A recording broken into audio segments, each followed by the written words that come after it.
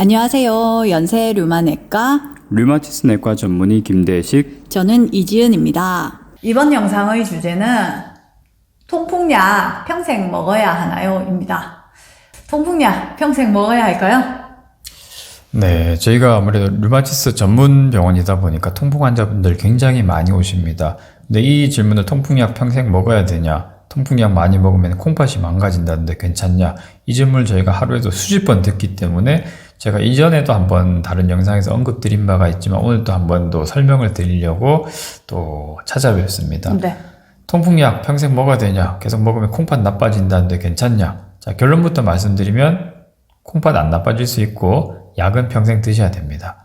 이게 통풍이 약이 크게 종류가 세 가지가 있습니다. 통풍 발작이 급성으로 오면은 관절이 많이 붓고 아프죠. 제일 많이 생기는 데가 발가락이 많이 생기죠? 그렇죠. 흔히 엄지발가락. 첫 번째 중족골. 그렇죠. 그 외에는 발목, 진행되면 무릎에도 많이 생기고. 손가락이나 팔꿈치 이런 것도 진행이 되면 될수록 생기잖아요. 그렇죠. 전신에 이제 요산이 쌓여서 이제 염증이 생기는 질환이기 때문에 결국 이런 것들이 진행이 되면은 뭐 손, 무릎, 팔꿈치, 어깨 다 생길 수가 있습니다.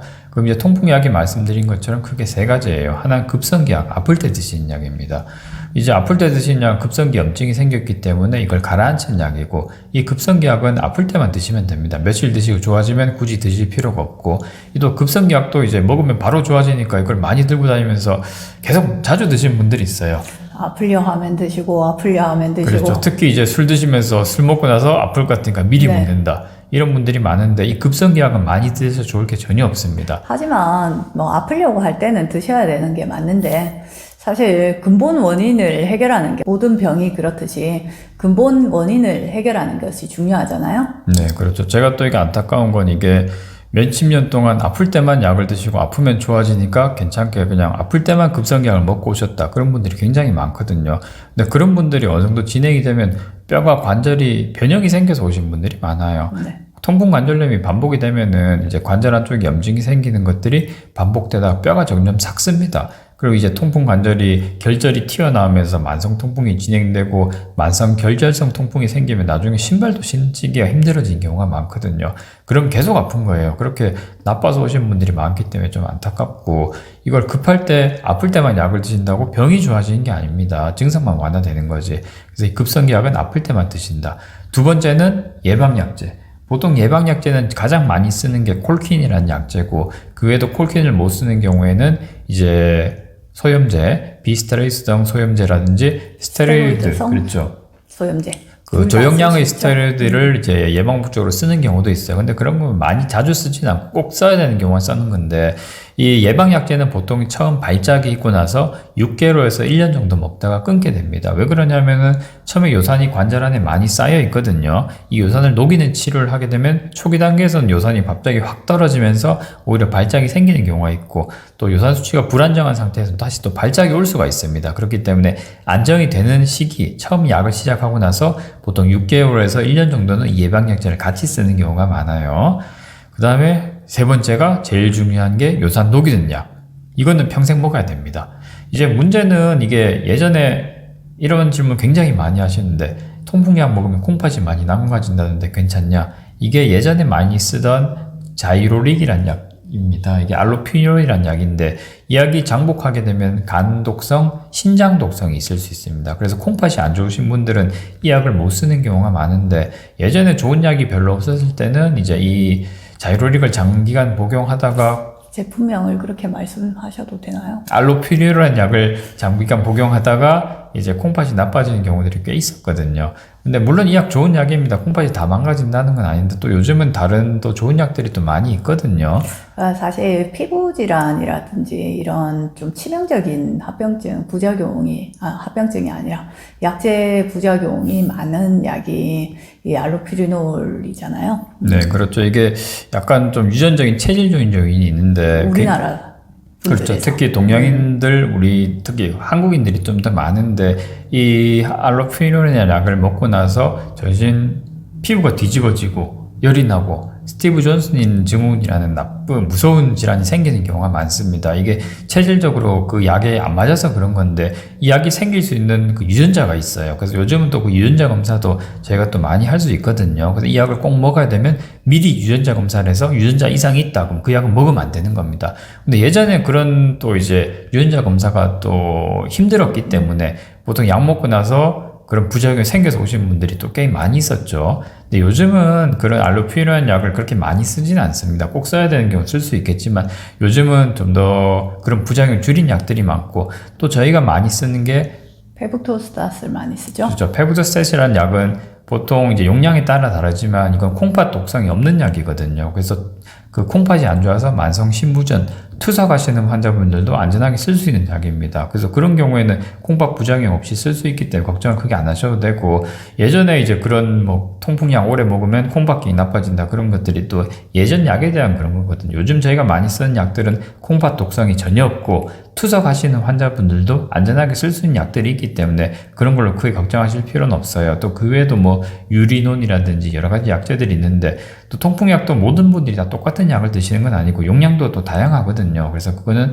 본인의 컨디션, 그 다음에 상태에 따라서 이제 치료가 달라질 수가 있고 또 저용량으로 유지가 잘 되면 굳이 고용량을 드실 필요는 없는데 약을 쓰다가 줄이는 경우가 많잖아요. 네, 그렇죠. 초기 단계에서는 보통 저희가 저용량을 시작하게 됩니다. 처음 이제 발작이 오고 있으면 저용량을 한 달 드시고 그 다음에 검사해서 수치가 괜찮다. 그럼 이제 그 다음부터는 약을 한 3달씩 길게 드리는 거고 조절이 잘 안 된다. 그럼 약을 좀 더 올려야 될 수가 있고 처음에는 보통 이제 발작 있고 나면 저희가 한 달, 2달 그런 식으로 보는데 양상이 괜찮으시면 이제 보통 3달 이상 좀 길게 드리는 경우가 많거든요. 그렇게 조절할 수가 있고 그래서 말씀드린 것처럼 통풍은 약이 크게 종류가 3가지다. 그 중에서 꼭 드셔야 되는 요산 억제제는 평생 먹어야 된다.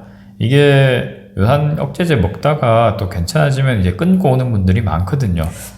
6개월, 1년 뒤에 다시 오시죠. 네, 그런 경우 대부분 이제 퉁퉁 부어서 다시 오시고 또 약을 드셔서 또 괜찮으면 약을 끊고 문제는 그러다가 콩팥 기능이 나빠진 분들이 많습니다. 이제 걱정하시는 게 약으로 인한 콩팥 독성을 걱정을 하시는데 그것보다 좀 더 의심을 해야 되는 건 병에 그렇죠. 의한 콩팥 부전이죠.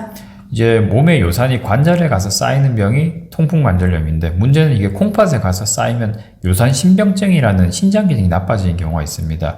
그래서 통풍 자체가 조절이 잘 안 되면 콩팥 기능이 같이 나빠지는 경우들이 있을 수 있고 나중에 심해지면 통풍 때문에 투석하시는 분들이 있어요. 이게 또 연세 드신 분들이 몇십 년 동안 통풍 조절이 잘 안 되다가 콩팥 기능이 나빠져서 오신 분들이 맞아요. 많거든요. 소염제를 너무 많이 드시고 그렇죠. 신장이 나빠지는데도 모르고 소염제만 드시다가 신장이 아예 망가져서 오시는 분들도 있죠. 네, 또 이제 저희가 급성기제 쓰는 그 소염제가 콩팥이 나빠지게 하는 원인이 있는 약들이 있기 때문에 계속 아프면 진통제 먹고 아프면 진통제 먹고 그러다가 약 때문에도 콩팥이 나빠지고 또 통풍 자체 때문에도 콩팥이 나빠져서 나중에 진행되면서 투석을 고려해야 되는 분들이 많이 있거든요. 그렇기 때문에 오히려 이제 그런 걸 걱정하기보다는 병으로 인한 합병증을 걱정하는 게 우선입니다. 또 주기적으로 저희가 혈액 검사를 합니다. 그렇죠. 저희가 처음 오게 되면은 이제 보통 이제 한 달 있다가 검사하시게 되고 그 다음에 3달 있다가 검사하게 되고 오실 때마다 저희 검사를 하면서 다른 합병증 여부를 확인을 할 수 있기 때문에 그런 건 걱정 안 하셔도 되고요. 그리고 보통 또 이제 보통 통풍 처음 발작이 오면은 처음부터 이제 요산 녹인약 같이 드시고 오는 분들이 있어요. 근데 문제는 처음 통풍약을 안 드신 상태에서 염증이 생겨 있는 상태에서 요산을 갑자기 낮추게 되면 오히려 염증이 악화되는 경우가 있거든요. 그렇게 원칙상은 처음 약을 소염제만 드시는 게 낫죠. 그렇죠. 처음 그 약을 안 드신 상태에서 발작이 왔으면 처음에는 요산 억제제를 드시지 말고 그 다음에 안정이 되면 그때부터 약을 드시는 게 원칙입니다. 저희가 그런 것들은 뭐 오시면 당연히 설명드리고 진행을 하는 거기 때문에 일단은 결론부터 말씀드리면 통풍은 계속 먹어야 된다. 그렇죠. 약이 종류가 3가지인데 한 가지 약은 계속 드셔야 되고 나머지 약은 영상에 따라 조절할 수 있다. 통풍을 위한 합병증을 먼저 걱정을 하셔야 된다. 그리고 궁금한 게 있으면 진료실에서 물어보시면 좋겠어요. 이게 또 이렇게 말씀하시면 왜 통풍 발작이 있을 때는 요산 억제제를 먹으면 안 된다고 또 생각해가지고 이제 또 소염제만 통풍 아프니까 소염제만 드시고 오시는 경우가 많은데 이게 의외로 통풍 발작이라고 생각하는데 다른 뭐 부착부 염증이라든지 다른 관절염이 있는 경우가 있거든요. 그래서 항상 아프거나 내가 이상해서 조금 더 뭔가 조절이 좀 많이 아프고 뭔가 내 몸이 관절이 안 좋다 하시면 오셔서 상담하시는 게 제일 중요한 것 같습니다. 네, 그렇죠. 그리고 말씀드린 것처럼 약을 안 드신 상태에서 발작이 왔으면 그때는 요산억제제를 드시면 안 되는데, 만약 약을 시작을 했다, 요산억제제를 드신 상태에서 발작이 왔으면 급성약을 같이 드시면 돼요. 이게 처음에 저희가 보통 설명을 같이 드리는데 이걸 깜빡하고 이제 약을 드시는데 아프다 그러면 매일 드신 약은 안 드시고, 그렇죠. 안 드시고 아플 때 드신 약만 드신 경우가 많거든요. 그럼 오히려 염증이 악화가 됩니다. 그렇기 때문에 약을 드신 중에 발작이 오면 같이 드시면 된다. 그거 기억하시면 될 것 같아요. 네. 네, 이번 영상은 여기까지입니다. 여기까지입니다.